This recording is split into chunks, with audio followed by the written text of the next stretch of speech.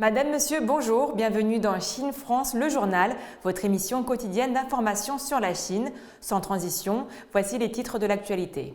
La Chine a pleinement rempli ses engagements d'adhésion à l'Organisation mondiale du commerce. La 4e exposition internationale d'importation de la Chine, CIIE, attire près de 3000 exposants de 127 pays et régions. Li Ziqi, la star chinoise de YouTube, attaque son agence en justice. Des chercheurs élucident les origines d'énigmatiques momies retrouvées en Chine.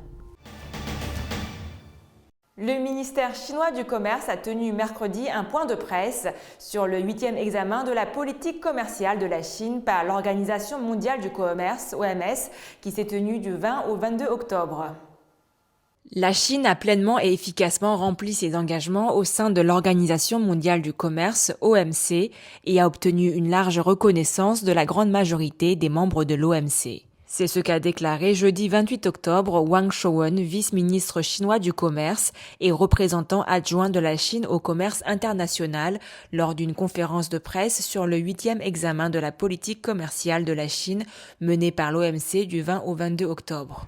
Il a indiqué que depuis son adhésion à l'OMC en 2021, la Chine a déployé des efforts vigoureux pour s'aligner sur les règles de l'OMC, ouvrir son marché et respecter les règles de l'OMC.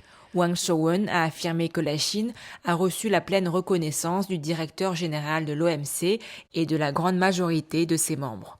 Il a déclaré que le niveau global de droits de douane de la Chine est passé de 15,3% au moment de son adhésion à l'OMC à 7,4%, soit un niveau inférieur à celui de tous les pays membres en développement et proche de celui des pays membres développés de l'organisation. Le vice-ministre chinois du commerce a indiqué que la Chine soutient également les efforts visant à apporter les réformes nécessaires à l'OMC, telles que la relance des fonctions de son organe d'appel et l'établissement de nouvelles approches pour progresser dans les domaines émergents, notamment le commerce électronique, afin de préserver le libre-échange et le système commercial multilatéral afin de réduire les écarts de développement à travers le monde.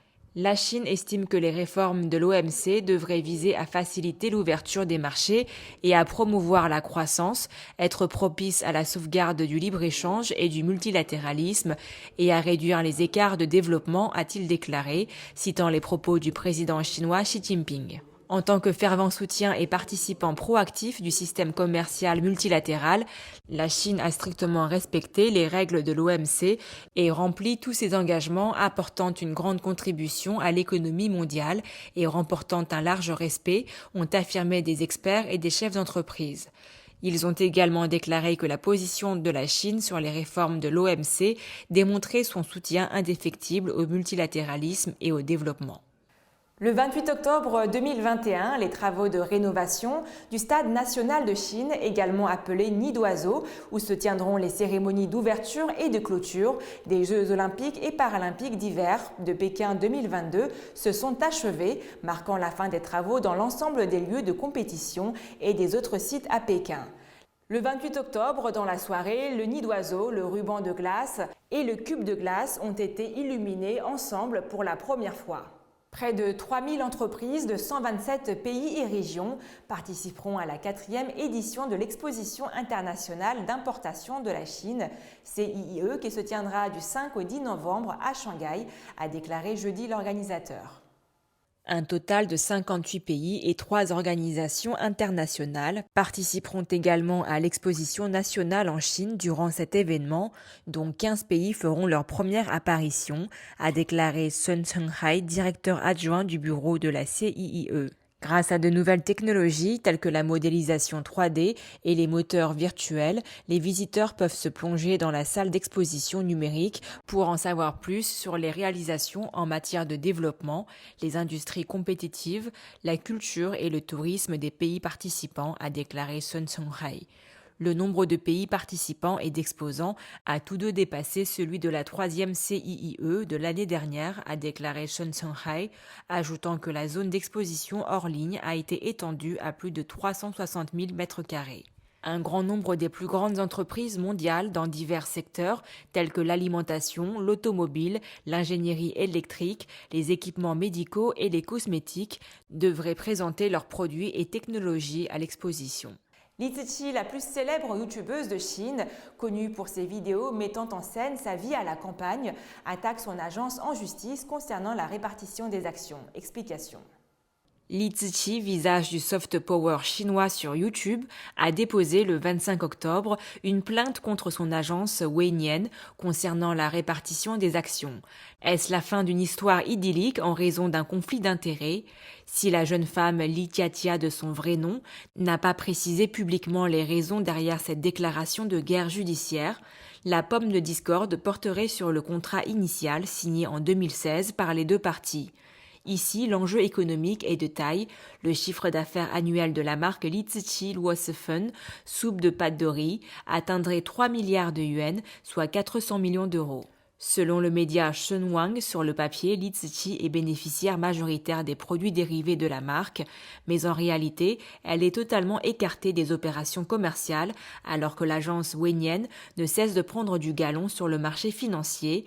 Début juillet, plusieurs investisseurs, dont le géant numérique ByteDance, ont débloqué des millions de yuans grâce à la notoriété de l'influenceuse.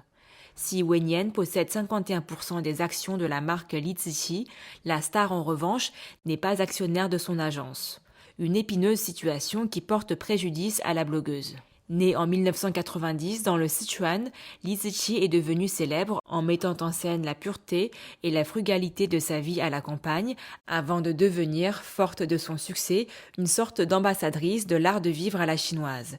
Plus qu'une influenceuse, elle est également membre, avec d'autres stars du web, de la Fédération chinoise de la jeunesse.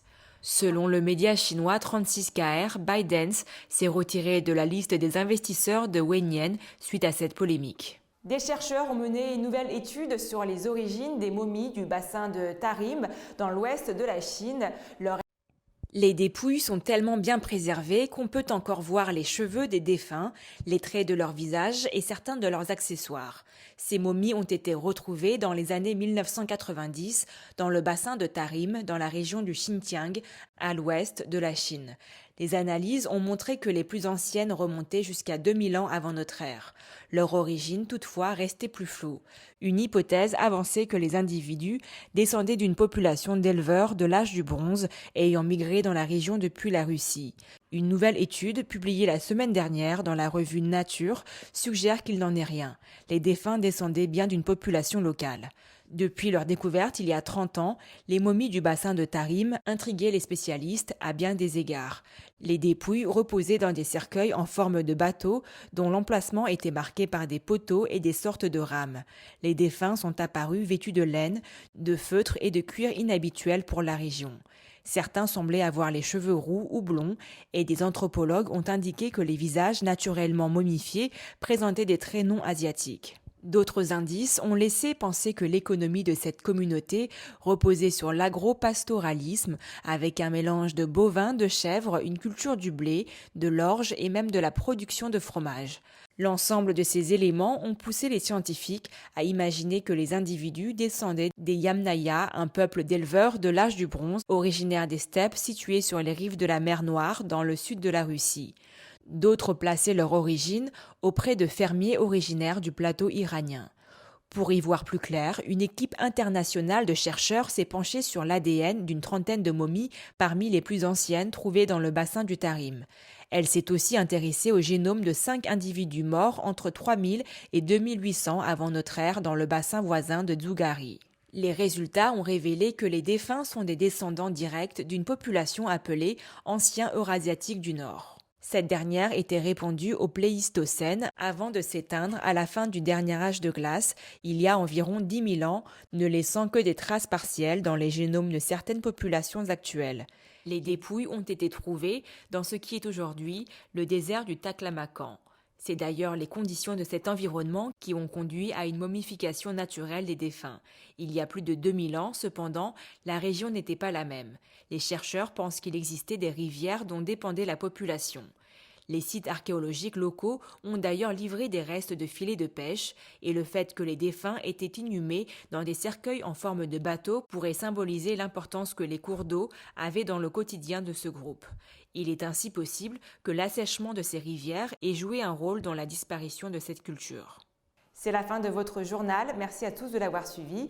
Pour vous abonner à la chaîne YouTube de Mandarin TV, il vous suffit de cliquer sur s'abonner en bas à droite de la vidéo et pensez également à activer la petite clochette de notification pour ne rien rater. Très belle journée ou très belle soirée à tous.